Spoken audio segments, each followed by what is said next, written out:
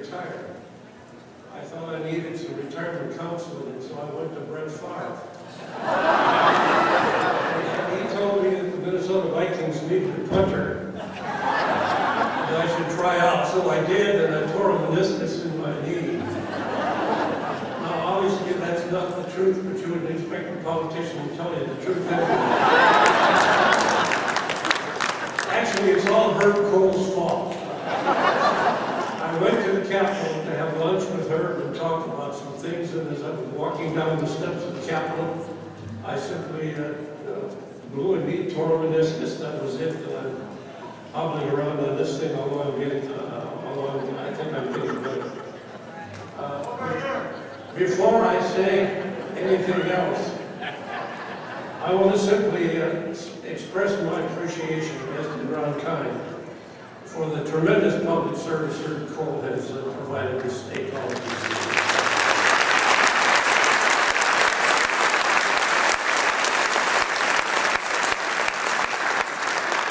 I suppose a lot of the younger members here won't even know this, but Herb Kohl was serving this party long before he was in the United States Senate, when he served as state chairman of this party.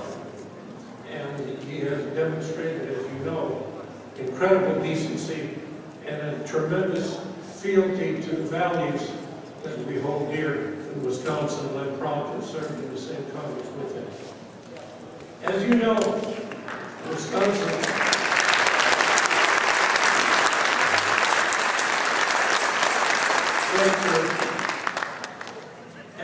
Wisconsin has occupied a special place in the history of this country. Before the turn of the last century, Wisconsin was like virtually every other state in the country. It was controlled lock, stock, and barrel by big business interests. Then a fellow by the name of Bob Follett came along.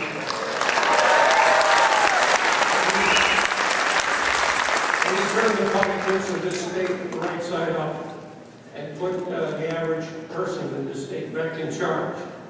And that history explains why it is so jarring to see the assault on economic security and economic justice that we are witnessing today being led by two politicians from Wisconsin.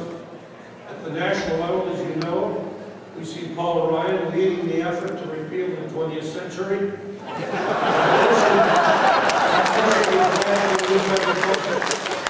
At the state level, we see Governor Walker doing the same thing. Now, Congressman Ryan has just produced a budget which he claims is the route to economic and fiscal salvation. And he's made some segments of the press and the pundit class swoon by cleverly selling his package as our last best shot at fiscal responsibility. Those editorial writers swoon because what Ryan recommends lowers the cost to government.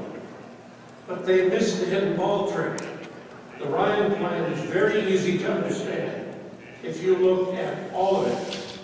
First of all, while Ryan's plan masquerades as an entrepreneurial budget, it really shrinks opportunity for middle-class working families who are struggling to find affordable college educations for their sons and daughters. It clobbers student aid programs, such as Pell Grants. Second, it repeals health care reform and puts insurance companies back in the driver's seat. Third, and this has received the most attention, and it should, the Ryan plan shreds Medicare. But fourth, and this is not nearly as well understood, it absolutely shreds Medicaid. Now, Republican Party strategists like to dismiss Medicaid as just being a program that helps the poor, but that is far, far from the truth. It is often a key to keeping middle-class families' heads above water. Medicaid is often used, as you know, by middle-class working families to help pay nursing home costs for granny and grandma. By slashing Medicaid funding, working-class families will often be pushed into doing what they did in the 1950s when granny had a stroke or broke a hip.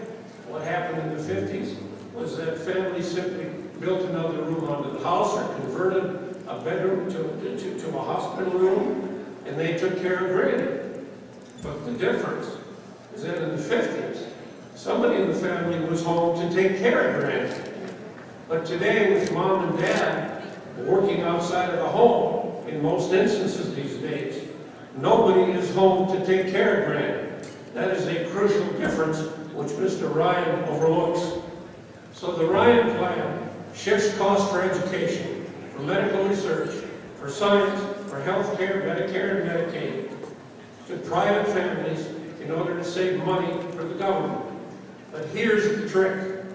What does Ryan do with all of the dollars that the government saves by shifting those burdens onto the shoulders of working families? Does he eliminate the deficit? Oh no. Instead, he uses a huge part of those so-called savings to cut tax rates for corporations and the very wealthiest, paid for by middle-class misery. It is just another Trojan horse maneuver to move trillions of dollars up the income scale, out of the pockets of people who work for wages, into the stock portfolios of the very wealthiest. And let's put it in context. Over the past 30 years, as you know, we have seen the income of average middle-class American families gradually stall out and even decline when you factor in inflation. In contrast, since 1977, the average income of the wealthiest 100 of 1% has skyrocketed from $3.5 million to $35 million, a tenfold increase at the expense of people below them on the economic ladder. As a result, the wealthiest 20% now control 85% of America's wealth, while the rest of America has to settle for table scraps. Now look at it. Americans want to succeed, and they want other Americans to succeed. We recognize that. They want hard work and risk and imagination to be rewarded. But they recognize that there are certain norms of decency, at least there should be. They don't want a tiny, lucky few to take all the marbles because the markets do not provide any checks and balances that give hard-working wage earners any power at all to defend their right to a decent standard of living. So the Ryan plan does not just threaten seniors and students, it's also an assault on the economic security of families across the board. And that is the Republican gift to the nation these days. And what is their gift to Wisconsin? It is a mean-minded and thuggish parallel performance by Scott Walker. Now, what does Scott Walker's budget do? It guts aid to localities, it guts support for education, it guts the ability of workers to even have a say about how they're going to be treated in the workplace and at the bargaining table. But Walker said, oh, I'm sorry, but I have no choice because the budget is in such dire straits. But there is another choice. Last month, I asked several state legislators to check with the Legislative Fiscal Bureau and give me the answer to one question. How have Wisconsin income tax rates changed since the day that I left the legislature to go to Congress in 1969? And here's the answer. Since that time, the bottom rate has increased by 70%. The top rate for people who make over 210 grand a year has been cut by 22%.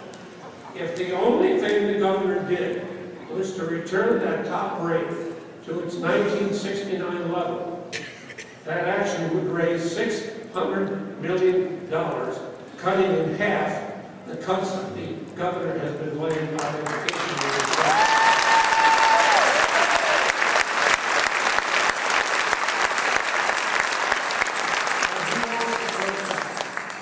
Because with him the issue isn't money. It is an intentional and purposeful assault on the moral underpinnings of enlightened capitalism and an assault on democracy itself. Just one example. The Republicans claim that the voter ID bill passed by the state Senate